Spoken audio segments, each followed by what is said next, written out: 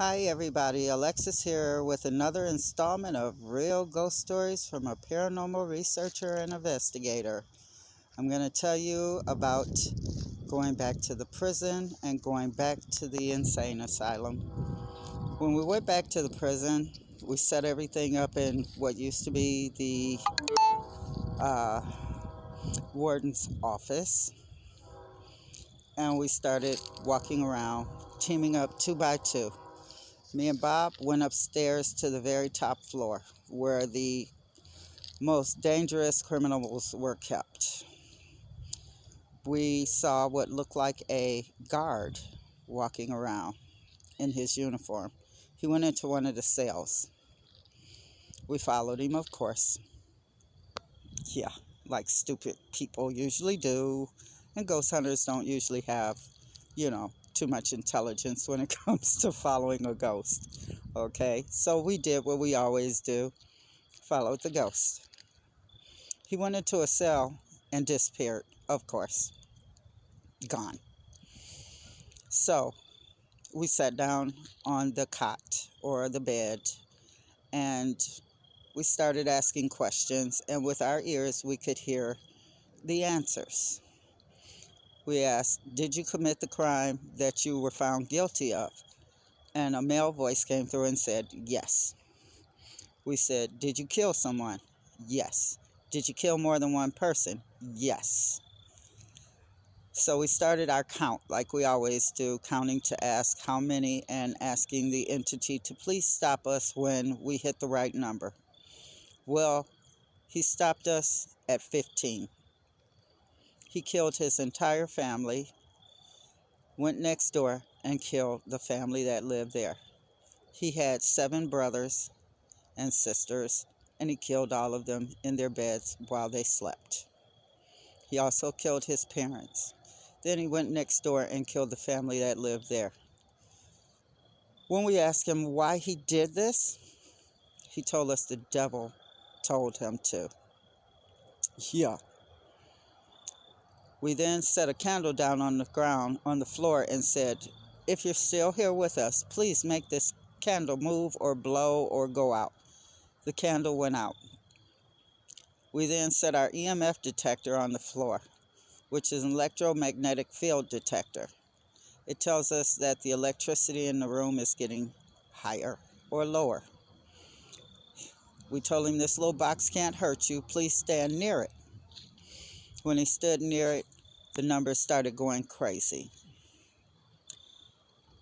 We then decided we're going to leave this room because we kind of draining him when we saw our numbers starting to go back down. And as we left out, his cell door slammed closed behind us. We then went down to the next floor, one floor down, saw that same guard. He was going into another cell. We think he was just doing a bed check or checking on the inmates, as he probably did when he was working there. Well, that cell was one of another, not mass murderer like him, but he did kill 3 people, and he was a violent inmate. When we went into his cell, my partner Bob immediately got scratched on the arm, and I felt something cold on my face, like he was touching my face. I said, "Bob, this guy is a little bit too violent for us. Let's go. But we'll leave a tape recorder in here and a video camera in here. Let's see if we can pick up on something." The words he used that we heard, I will not even repeat. They were vulgar, they were nasty, and it was just outrageous. I mean, totally outrageous. Some of the things this guy was saying.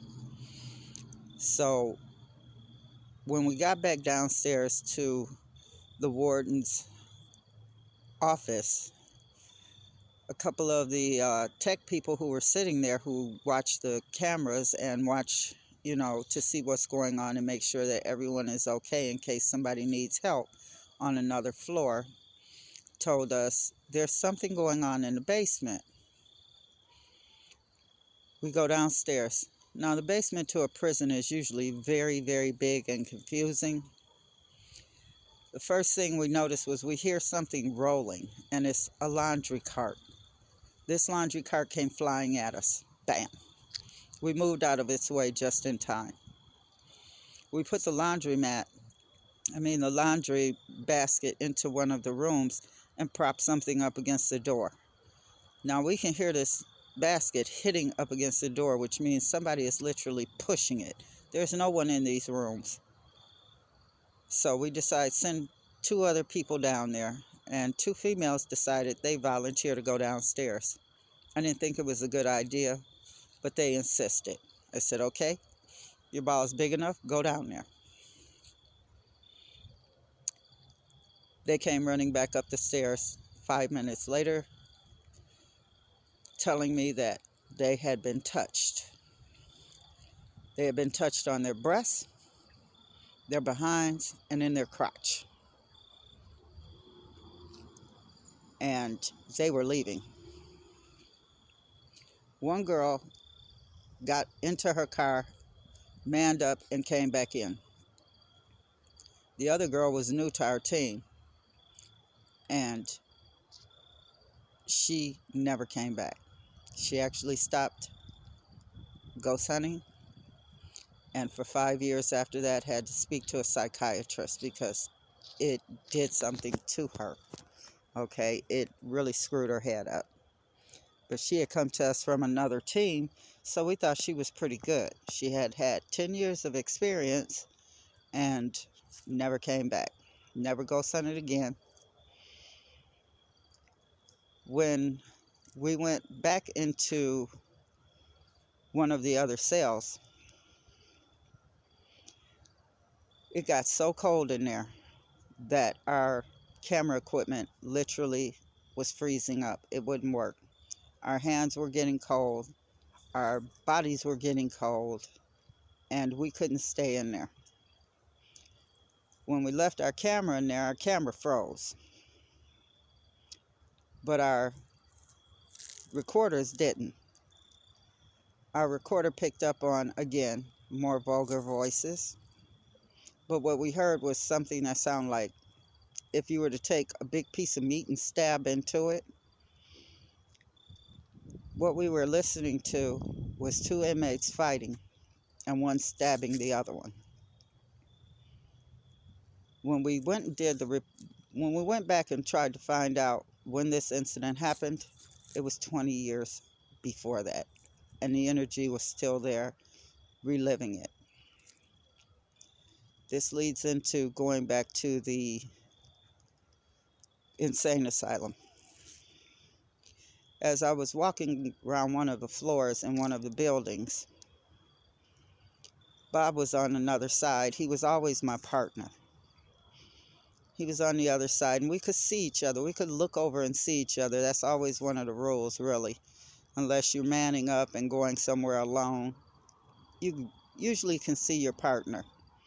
Well, I'm looking straight down the hallway, and I see a chair that wasn't there when I came down the hallway before.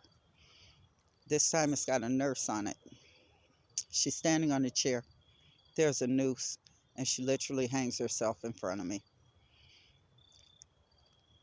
I just stood there looking at her, videotaping it. She did this every hour, on the hour, from midnight to 4 a.m. At 1 o'clock, we're all on this floor. It's about 6 of us on this floor. And I said, you guys, let's just stand here and see what happens. She did it again. And then when we went and found out what was going on with these residuals are just energy that's trapped like a tape recorder. It doesn't see you. It doesn't know that you're there. It's just going to play out until the energy literally runs out. And that could take months, weeks, years, decades, centuries, depending on how traumatic the incident is. And this was very traumatic. So every hour, on the hour, we would come back upstairs, set down the camera, sit in a chair, and watch her hang herself. It wasn't pleasant to watch because we could literally see the urine running down her leg, but the floor would end up dry as soon as she would disappear. We found out later that she was a nurse, of course, at the hospital. But you have to understand something about nurses and unwanted pregnancies and things of that nature back in that time. In the olden days, if you got pregnant and you weren't married, a lot of times you would be sent away, come back without a baby, or come back with a husband, or not come back at all. Well, she was having an affair with one of the doctors there who was married to another nurse. And when this nurse found out that her husband had had an affair, and from this affair there was going to be a baby born, she tormented and tortured this nurse and had the other nurses on the floor to torture and torment her at the same time. So she hung herself, and her residual energy was still there 50 years later. 50 years. This poor soul went through this every night of crying and hanging herself and releasing her bladder and kicking the chair over. You could hear the chair kick over. You could hear her gurgle. And then you would see urine run down her leg and hear it splatter on the floor. And then 30 seconds later, this lady would disappear and come back and do it again and again and again. But the strange part about it was we would also hear a baby crying. Yeah. We don't know if it was one of the children that was on that floor that saw this and started crying. We're just assuming that that's what the baby was crying, the little child. But then we would also hear laughing and someone saying, the skeezer has killed herself. The skeezer has killed herself. It was one of the saddest things I ever watched. Yeah. I don't want to go back there to see this woman still living in this torture, even in the afterlife, still hanging herself, night after night, hour after hour, hour after hour. That's pain. I just hope that she has passed on and this is just energy left over. I hope she's not still in that building to this day, hanging herself. But this was only 4 years ago when we spent that night in that place and watched her do this. Yeah. Sadness, despair,